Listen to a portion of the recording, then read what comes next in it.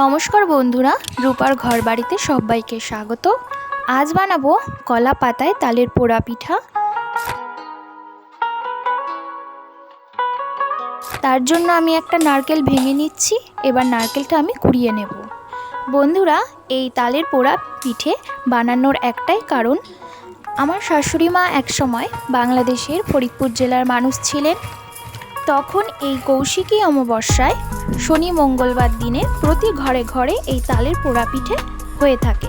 তো সেই রীতি এখনও আমাদের বাড়িতে মানা হয়। তো তাই ভাবলাম তোমাদের সাথেও একটু শেয়ার করা যাক। তো এরপর একটা তাল নিয়েছি।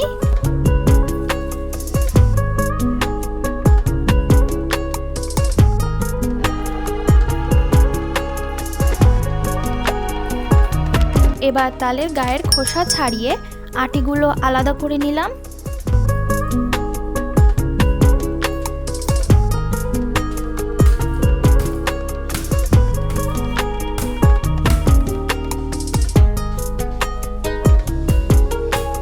এরপর এই ঘষনি দিয়ে তালের পাল্প আমি বার করে নেব।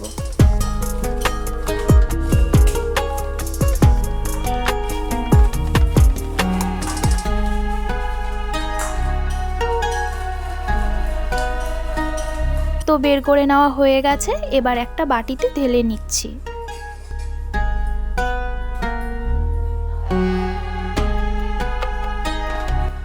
তো এবার দেখে নেওয়া যাক কি কি উপকরণ লাগবে।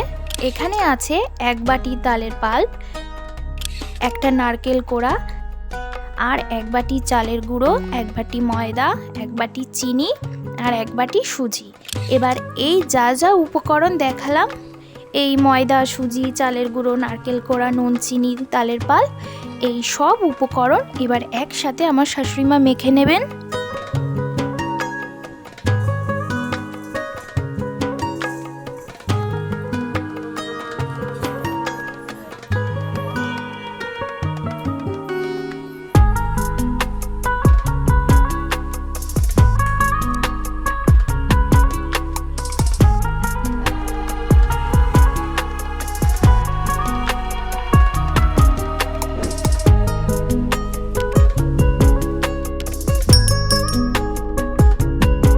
মাখিয়ে নেওয়া হয়ে গেছে। এরপর এই রকম সাইজ করে কলা পাতা ছোট ছোট করে কেটে নিতে হবে। এবার তার উপরে একটা হাতা হোক বা চামচ দিয়ে ঠিক এমন গোল করে পাতিয়ে দিতে হবে। এবার ওই কলা পাতা দিয়েই তার উপরে এমন করে ঢাকা দিয়ে দিতে হবে।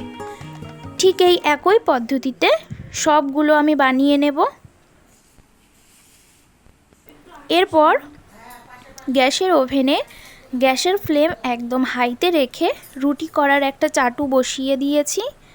এবার চাটু একটু গরম হয়ে আসলেই এক এক করে কলা পাতাগুলো দিয়ে দেব। আমি 3 পিস মতো দিয়েছি।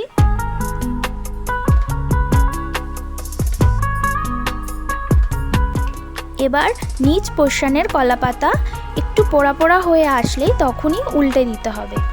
এই রকম ভাবে দুদিকই এমন পোড়া পোড়া করে নিতে হবে।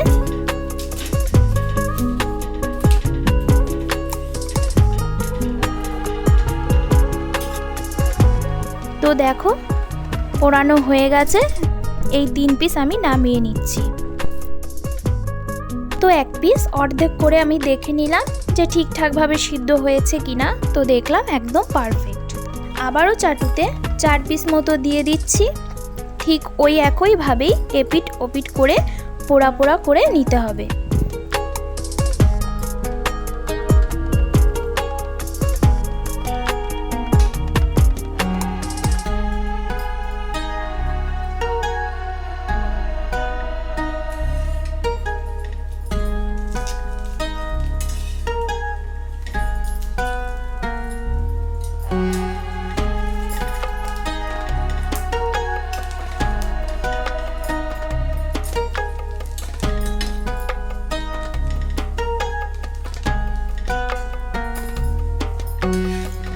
তো দেখো এই 4 পিসও হয়ে গেছে।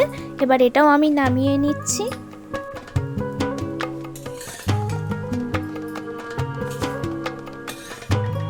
তো আমার সবগুলো করা হয়ে গেছে।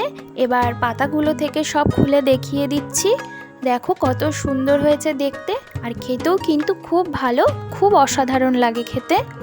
একবার আমার মতো করে বাড়িতে বানিয়ে খেয়ে দেখবেন।